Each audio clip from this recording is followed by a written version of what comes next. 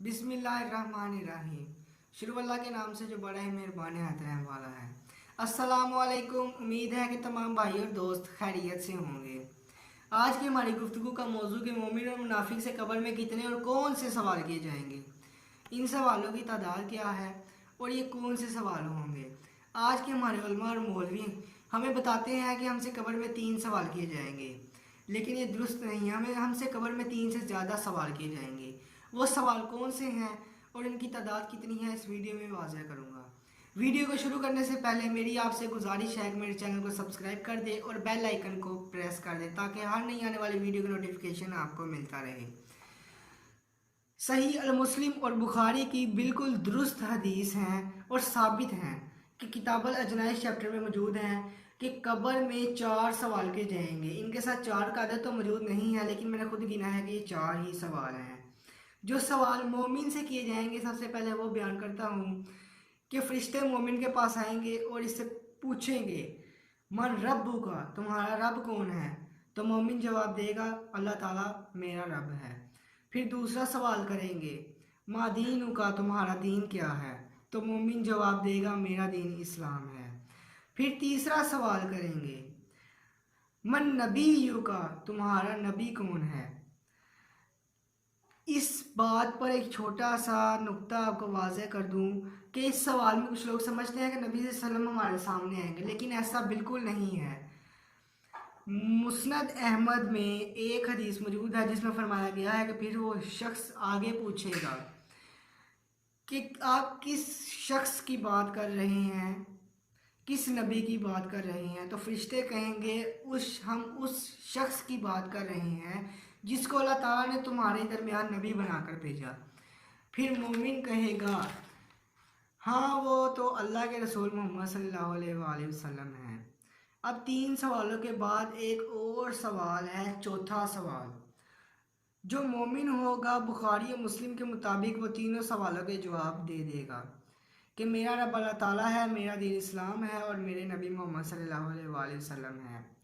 मुस्नद अहमद में 18,733 international number है और अभी दाऊद के अंदर 3,212 और 4,753 हदीस मौजूद है। इन हदीस के मुताबिक फिर अल्फाज आगे चलते हैं कि जब वो जवाब दे देगा फिर फरिश्ते सवाल पूछेंगे, तुझे इन सवालों के जवाब कैसे मालूम हुए। जो आज के मौलवी हैं वो हमसे ये छुपाते हैं ये जो चौथा सवाल है, क्योंकि अगर उन्होंने हमें ये सवाल बता दिया तो उनकी रोटी बंद हो जाएगी, क्योंकि यही तो वो सवाल है जिससे हकीकत वाज़ह होती है। जो सीधा रास्ता है वो यही सवाल है जो हमें वो बताते नहीं हैं। अच्छा, फिर फरिश्ते कहेंगे, तूने कैसे इन सवालों के जवाब दिए। तो फिर मोमिन कहेगा, मैंने किताब अल्लाह पढ़ी थी और मैंने इसकी तस्दीक की थी और मैं ईमान लाया और इन सवालों के जवाब देने के लायक हुआ। क्या पढ़ी थी? किताब अल्लाह पढ़ी थी। और हमारे मौलवी हमें कहते हैं कि कुरान और सुन्नत डायरेक्ट ना पढ़ना, गुमराह हो जाओगे। ये क्या बात है? हदीस तो कहती है कि किताब अल्लाह पढ़ो। और चौथा सवाल ही ये है कि मोमिन कहेगा, मैंने किताब अल्लाह पढ़ी थी। और जो किताब अल्लाह की किताब कुरान मजीद पढ़ेगा ही नहीं, वो तो ये सवालों के जवाब देने के लायक ही नहीं होगा, वो मुनाफिक है। और हमारे मौलवी कहते हैं कि डायरेक्ट कुरान हदीस ना पढ़ो, गुमराह हो जाओगे। ये तो हमें गुमराह कर रहे हैं। हत्ता कि हमें कुरान पाक खुद पढ़ना चाहिए, तर्जुमे के साथ पढ़ना चाहिए। अब जिसने अल्लाह ताला की किताब कुरान मजीद को ही नहीं पढ़ा तो वो क्या खाक कहेगा कि मैंने किताब अल्लाह पढ़ी थी? खाक पढ़ी थी, कुछ भी नहीं पढ़ा था। तो दुनिया में तो वो झूठ बोल लेगा, लेकिन फरिश्तों के सामने उसका झूठ नहीं चलेगा। वो उसको उसी टाइम पकड़ेंगे कि तूने हमसे झूठ बोला, तूने किताब अल्लाह तो पढ़ी ही नहीं थी। और बुखारी और मुस्लिम के इसी हदीस के अल्फाज हैं कि आप सल्लल्लाहु अलैहि वसल्लम इसके बाद सूरह इब्राहीम की आयत नंबर 27 तिलावत की। इस आयत का तर्जुमा है कि अल्लाह ताला साबित कदम कर देगा ईमान वालों को उस सही कौल के ऊपर इस दुनिया और आखिरत की ज़िंदगी में, और अल्लाह ताला जालिमों को गुमराह कर देगा और अल्लाह ताला जो चाहता है वो करता है।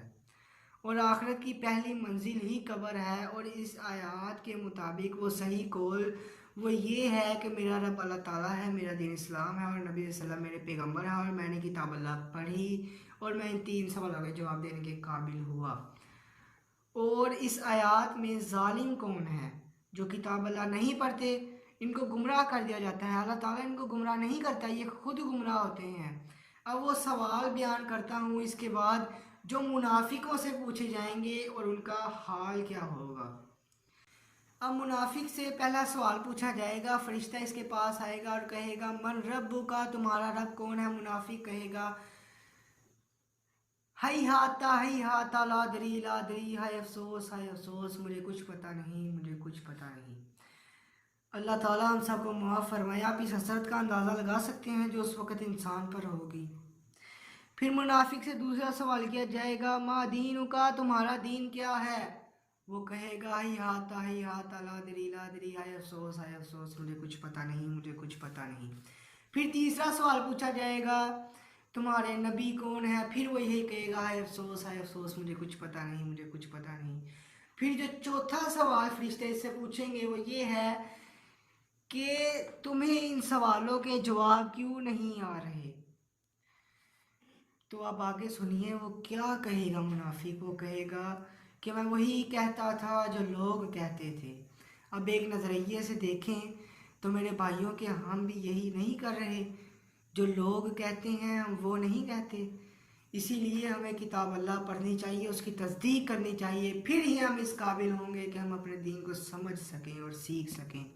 بخاری شریف کی 1374 نمبر حدیث کے الفاظ ہیں کہ میں وہی کہتا تھا جو لوگ کہتے تھے۔ یہ منافق کا چوتھا سوال کا جواب یہ بخاری کی 1374 نمبر حدیث میں بھی موجود ہے کہ میں وہی کہتا تھا جو لوگ کہتے تھے۔ اللہ اکبر۔ فرشتے پھر اسے کہیں گے کہ تم نے خود پڑھ کر حق حاصل کرنے کی کوشش کیوں نہیں کی؟ یہ بھی بخاری کے الفاظ ہیں۔ پھر وہ کہے گا ہمیں ہمارے بزرگوں نے گمراہ کیا، اور وہ کہے گا کہ ہمارے بزرگوں کو اللہ پاک دگنا عذاب دے۔ اور قرآن پاک میں سورہ احزاب کے آخری رکوع میں بھی یہی موجود ہے کہ کافر کہیں گے کہ ہمارے بزرگوں نے ہمیں اللہ پاک گمراہ کیا، ان کو دگنا اور سخت سے سخت عذاب عطا فرما۔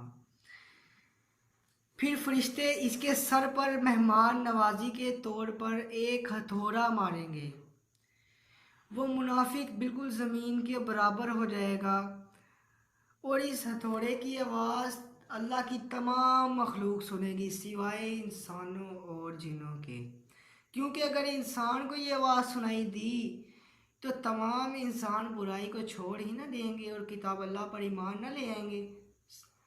اور اب ہمیں چاہیے کہ ہم کتاب اللہ کو خود پڑھیں، خود سیکھیں، تاکہ ہم گمراہ نہ ہوں، ان مولویوں کی باتوں میں نہ آئیں، کیونکہ دنیا امتحان کی جگہ ہے۔ اس لیے ہمیں اپنی آخرت کی بھی فکر کرنی چاہیے اور کتاب اللہ کو خود ترجمے کے ساتھ پڑھنا لازمی ہے، تاہم ہم آخرت میں کامیاب ہو سکیں گے۔ امید ہے کہ آپ کو میری یہ ویڈیو پسند آئی ہوگی۔ اگر پسند آئی ہو تو اس کو زیادہ سے زیادہ شیئر کریں اور میرے چینل کو سبسکرائب کر دیں۔ وعلیکم السلام۔